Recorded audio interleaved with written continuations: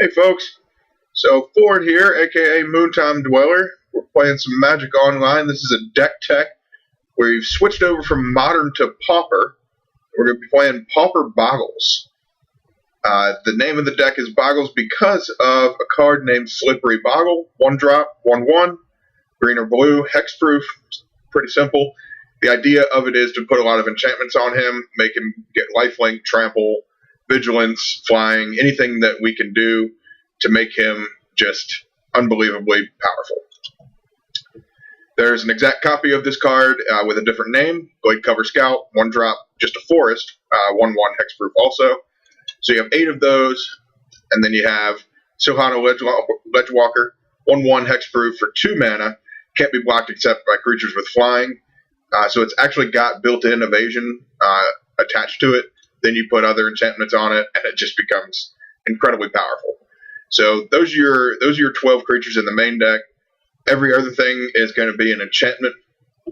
So we're going to start off with Cartouche of Solidarity. It says enchant creature you control, which is a little bit important. When it comes into play, you get a 1/1 white warrior token with vigilance. This is very pertinent to when you're playing a black deck or something that says a lot of sacrifice abilities. This is just a pawn to put out as a 1/1, and you just sacrifice it. Terrific card. And it also gives your creature first strike, which is, I would think, is probably the second most important part of evasion. Of all the different types of evasion, I would think, trample of first strike, first 2 right there. So it's only 1 mana, and it does 2 perfect things that you really want. And actually, the top part is pretty big deal in the sideboard. So I'll mention that later. Next up is Ethereal Armor. This is one of your bombs. 1 planes gets it +1/+1 for each enchantment you control, and it gives it first strike. So again, it gives it one of the top 2 evasions, and for 1 mana, it gives it potentially +6/+6 or even more. When you stack them and you have 2 of them on the same creature, out of control. One of the best cards in the whole deck. I have so this is 1 copy of Lifelink. This is not what I was talking about as the best card in the whole deck. I was talking about Ethereal Armor. So Lifelink is just something I found space for. It's good against burn, obviously, and certain things like that. But it's just good against any deck, I would think. And I had an extra spot, and I didn't really want to play any more 3-drops or anything more expensive. So I figured Lifelink would be pretty good. Abundant Growth is next up. It's a cantrip. You get to draw a card off of it for 1 green, and it turns your land into a Bird of Paradise, essentially. Terrific card. It counts as an enchantment toward Ethereal Armor. So very, very powerful. We've already talked about Blade Cover Scout. Rancor is one of the old school cards from Urza's Legacy. Gives it +2 and +0 and Trample. Trample is the number 1 best type of evasion with Bogles because it becomes a 3/1 even just with Rancor by itself. And say if it gets blocked by a 1/1, it tramples through for 2 damage, and that's at the absolute bare minimum worst. So this card is pretty terrific. It can get countered, and that's how it stays in the graveyard. But otherwise, if you put it on a creature and it stays, and the creature dies, the Rancor comes back to your hand from the graveyard. So then next up we have Utopia Sprawl. It's pretty similar to Abundant Growth, but it requires a little bit more, and it sticks you with the color that you choose. So first off, you have to put it on a forest. Secondly, you have to choose a color, and then you're stuck with that color. But the positive side is that your 1 land taps for 2 mana now. So it's very good, and again, it counts as an enchantment toward Ethereal Armor. So then we've already talked about the namesake of the deck, Bogles, and the Ledgewalker. This is another card like Ethereal Armor. This is your absolute be-all, end-all finisher bomb. +2/+2 for each other enchantment on the battlefield, regardless of who controls it. If your opponent has enchantments, be wary of that. The only downside is that it doesn't count itself. So say if you have a really slow hand and you want to put it out on a Boggle, it doesn't become a 3/3 when you have no other enchantments on the battlefield. Next up is Cartouche of Strength. It's another cartouche just like the Solidarity, one of the first cards we talked about. Enchant a creature you control, which is somewhat important to end in the sideboard. When it enters the battlefield, you have your enchanted creature fight a creature they control. So it's a little bit of removal, and it also gives it trample and +1/+1. So I thought it was very good. Next up, again, we get trample here. It'll be an Armadillo Cloak. This is one of the classics of any Bogles deck, but they've since come out with better versions of this card. So this specific card has kind of gone to the wayside in Modern and other formats with Bogles. So Armadillo Cloak is one of the kings in the Pauper version of Bogles.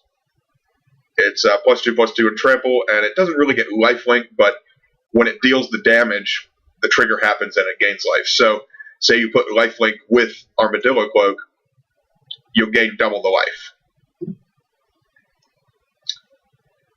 Moving right along, we got the sideboard here. This is a pretty diverse sideboard. I used to have it all 5 colors with Duress in there. Young Wolf is what replaced Duress. This is again for the sacrifice abilities. There's several white spells that make you sacrifice an attacker or blocker, and then there are a lot of black spells that make you just sacrifice a creature straight up. And they have flashbacks. Some of them do Chainer's Edict, I believe it is.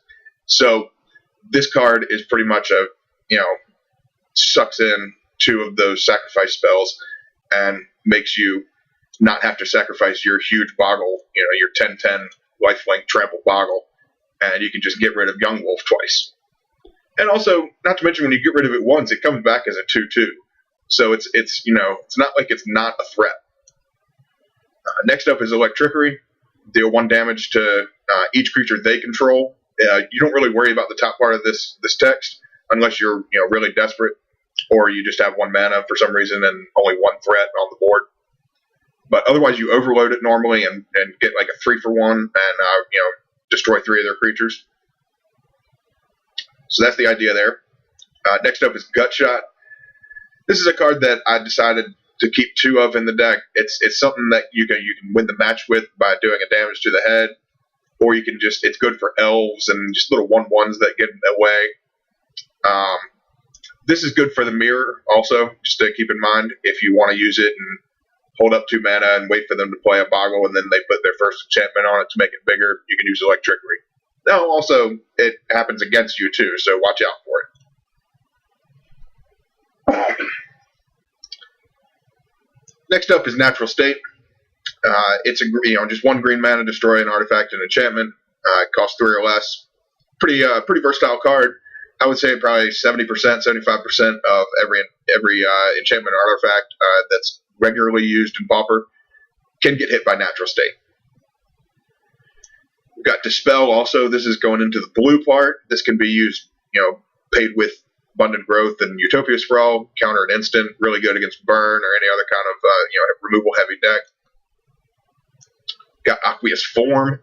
This is kind of a spicy card that I just use because there are a lot of decks that just clog up the board with tokens and elves and goblins and things that and then sometimes you just don't draw the trampling card that you need. Even though you have 9 cards that give your, Boggle trample, this can make it so it just can't be blocked straight up. And then the Scry ability is okay too. Sometimes it's come into play, but a lot of times it's really just about the fact that it can't be blocked.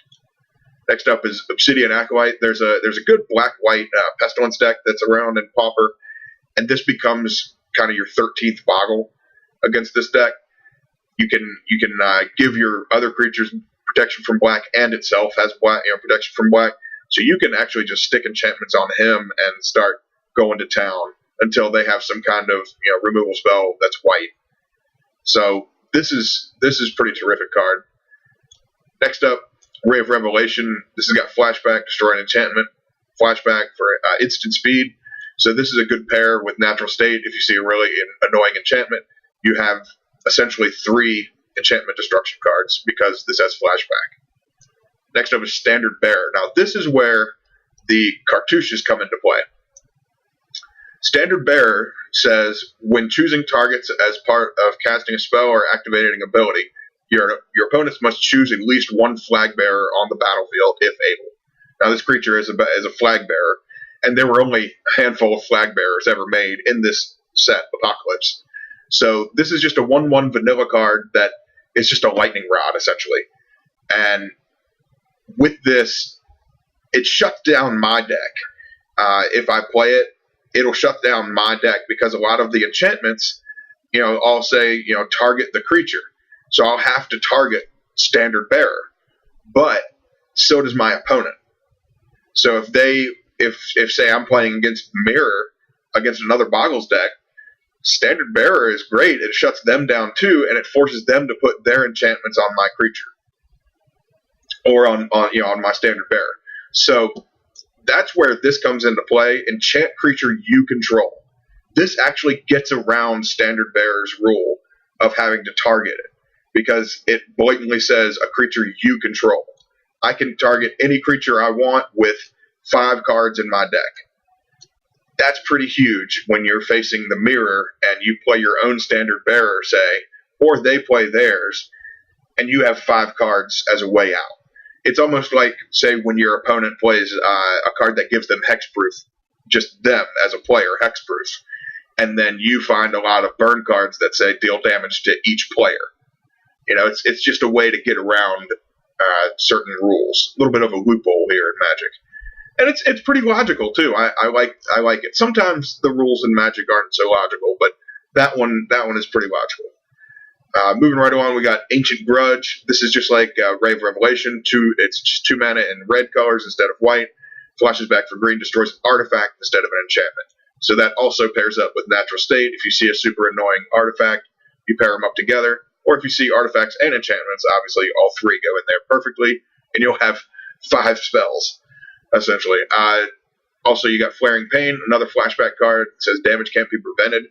A lot of white cards do preventing of damage, and you have some green cards. There are some fog decks out there, and this can just make the game change. It's 2 different spells at once, so granted, if you use it twice, you've got your silver bullets out of the way, and there's really no other way to win. If you keep seeing a fog, a lot of different fogs, it's just really difficult to win that match. But if you can play this twice at 2 crucial attack steps, you can win the game or match very easily. So that's really going to wrap up the deck tech here for Pauper Bogles. One last thing I wanted to say here is a good friend of mine. His name was George. He passed away recently, and this was his favorite archetype. He played it in Modern all the time, every week, Friday Night Magic. And he was one of the first people I met at a very small store that I play at in my local game store. Played for years with him, but he moved away to the West Coast and hadn't seen him in several years. But I was pretty distraught to hear that he passed away a couple days ago. And this league and all these matches I'll be playing and these videos I'll be posting are in honor of him. I hope y'all enjoyed this deck tech and this sideboard and the videos to follow. Have a good night.